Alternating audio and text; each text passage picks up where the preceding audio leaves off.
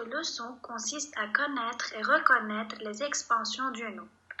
Donc, dans ce cours, nous allons étudier le complément du nom, puis la position. Voici une phrase simple. Le chien aboie. Cette phrase est formée d'un groupe nominal et d'un verbe conjugué.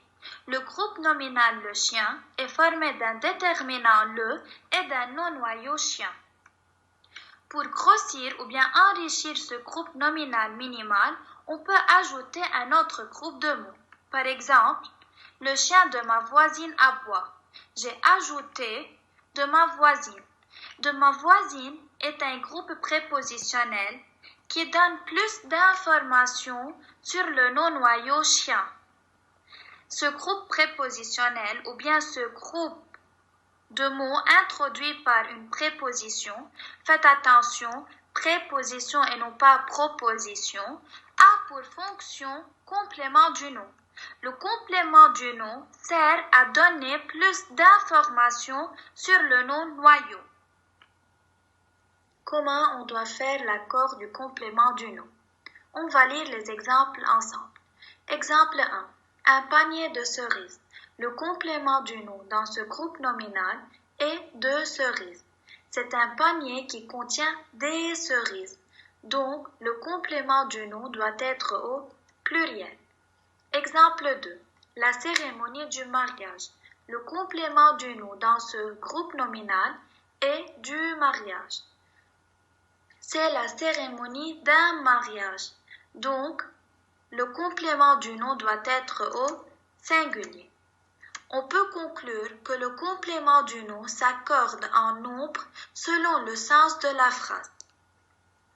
Remarque, si le complément du nom indique une matière, il est toujours au singulier. Par exemple, des bracelets en métal. Le complément du nom dans ce groupe nominal est en métal. Il est au singulier. Attention, ne vous trompez pas entre complément du nom et complément d'objet indirect.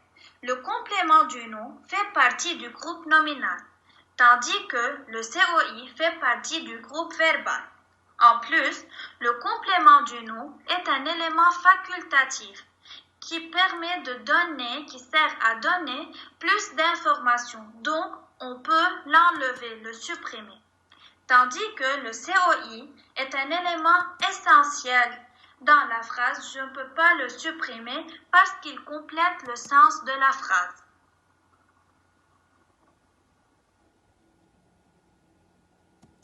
Finalement, on va parler du groupe nominal apposé. On va lire les exemples ensemble, puis l'expliquer. La ville de Beyrouth. La ville, c'est Beyrouth, et Beyrouth, c'est la ville. Pinocchio, le pantin ment souvent.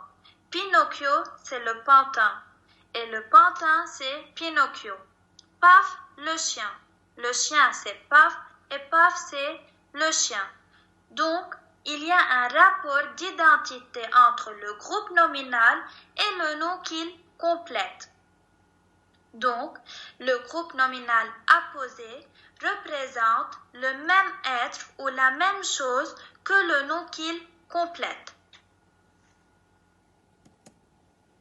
Récapitulation. Le complément du nom et la position sont des expansions du nom.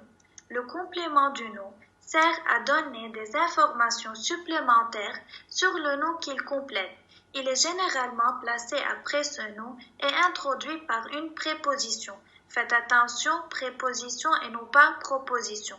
Je vous rappelle que la proposition est un groupe de mots ayant un verbe conjugué.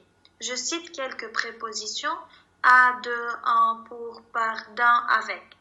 Regardons cet exemple. Le match de tennis. Le complément du nom dans ce groupe nominal est de tennis. Mais je peux dire le match. Donc, je peux enlever de tennis. C'est-à-dire le complément du nom est un élément facultatif. On peut le supprimer.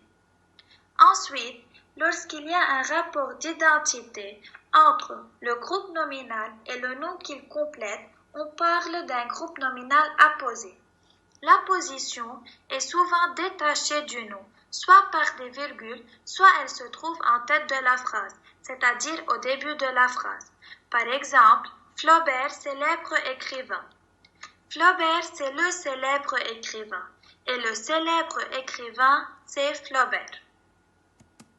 N'oubliez pas le devoir. À bientôt.